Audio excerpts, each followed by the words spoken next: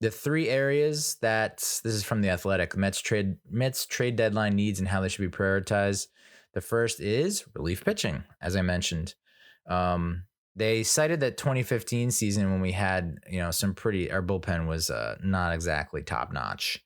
And then we went ahead and made some moves at the trade deadline to bring in Tyler Clippard and Addison Reed. Addison Reed was outstanding, and Clippard was not too shabby himself. So can we make moves like that? And it seems like that's reasonable. It doesn't seem like that's too far-fetched. And I really hope that that's something that has to be addressed, right? Because, we've proven that we can have the offensive firepower. We can get ahead. Can we stay ahead? And we can't rely as much on Ottavino, Raley, and Robertson, because you can see it's just it's impossible to expect them to hold up for as long as they do and have as many appearances as they do. We need someone else to fill in the gaps and step up. So relief pitching for sure. DH, which has been a thorn in our side for a long time now. We've now gone through Daniel Vogelbach and Darren Ruff. Both have not panned out. So what do you do from here? I know Vientos has been DHing. They had Lindor DH. I think Alonso is a good DH when he comes back. But I mean, Vientos, when Vientos is your DH and hitting in the 9 spot, you probably need to do an upgrade there. So I would say DH needs to be a huge focus at the trade deadline. But I would say they have it second on the priority list. I'm going to say it's a mistake. And here's why. Pitching. The offense is going to have good games and bad games. I get it. I know the numbers aren't exactly there where we want them to be from the offense, but they have shown improvement, I think, here and there. There are games where they just completely didn't make the bus, completely they're out to lunch, and it makes you scratch your head. Like, where the hell did this offense go? I still think the offense is not going to be the main issue. And so that's why if you're going to have to pick your spots and prioritize, I don't know that DH is high on the list.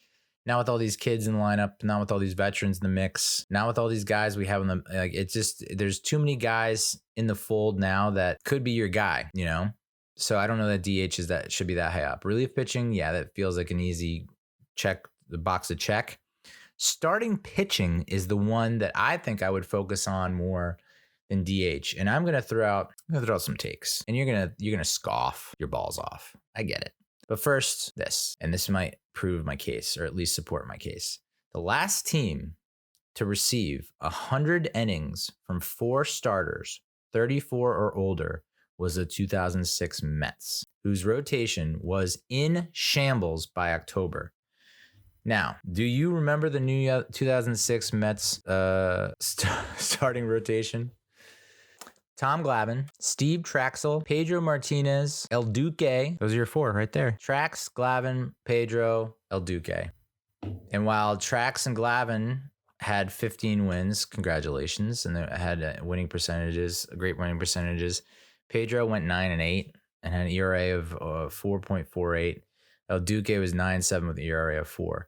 And what ended up happening in that season, if you remember, is that we had to rely on John Maine, Oliver Perez. I think even Big Pelf had a couple of starts in the mix there. So Victor Zambrano, who I can't believe was still on the team. Yeah, and we had to ride Perez and Maine throughout the playoffs. That's what we're dealing with here with these Mets. And I know you're saying, oh, well, Verlander and Scherzer aren't Glavine and Traxel or Pedro. Keep telling yourself that. We're about a month away from Jose Quintana's return, and I would imagine that he's not going to be exactly elite level status when he returns. I think he's going to take some bumps in his first couple starts while he gets his legs underneath him. But David Peterson took a step back. Tyler McGill is okay at home, awful away. Carrasco's set to become a free agent. Max Scherzer has a choice to opt out of his deal.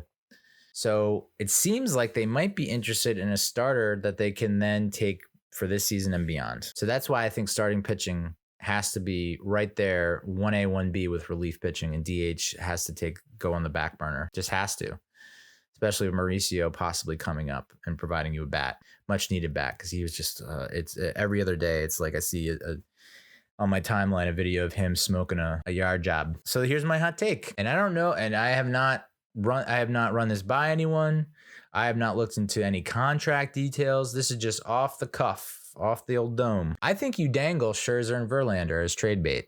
I don't know who's going to take it, but if there's a contender in the AL that's feeling spry and feels like a guy like Verlander or Scherzer can come in and provide some veteran stability, what have you, whatever. I hate those contracts, and I think it's not going to do us any good down the stretch. And that's my take. I think you should offer up Justin Verlander and or Max Scherzer and get back an average starter or bullpen. Couple of bullpen guys, maybe a potential DH guy. I honestly think someone would bite on that despite what's going on this year. But I don't see any way, shape, or form them being able to last the full season and be strong towards the end of the season.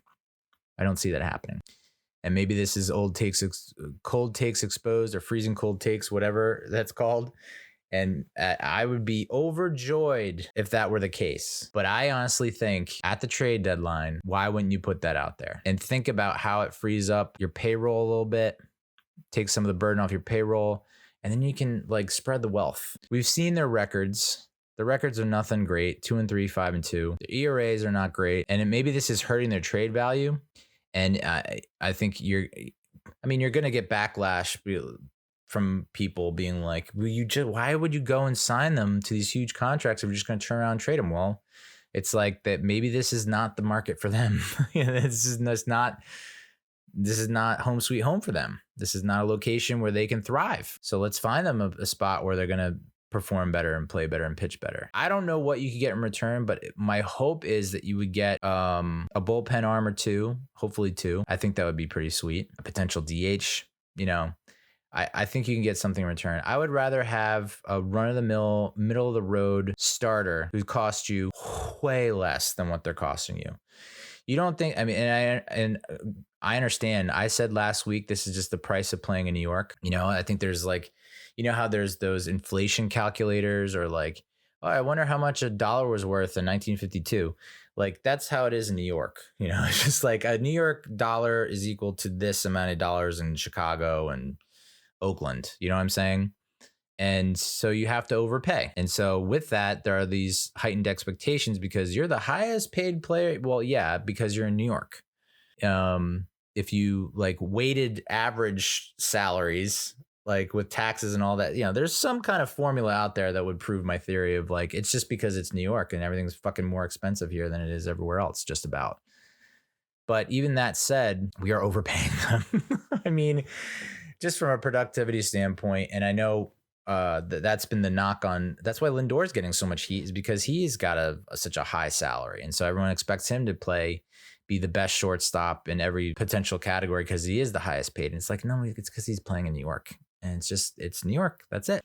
So I would just love to get those contracts off the books, especially with their productivity levels. To me, I would gladly accept.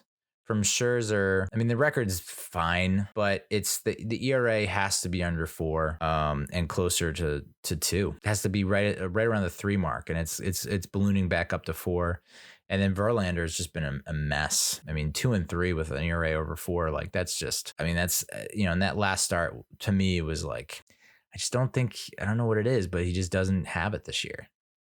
So I personally would not be offended or hurt or butthurt or upset if they decide to trade either one of those guys or both those guys and get a haul in return that can at least give you consistent production. Why are we paying a guy $45 million, $35 million when we could pay a guy $19 and get similar results? And then that opens you up to maybe bring in someone, a reliever or a DH guy that maybe is, currently out of our range due to like the restrictions we have with the payroll based on these two dudes who are pushing 40. And listen, I'm a fellow old, so I am pulling for them because it's so good to see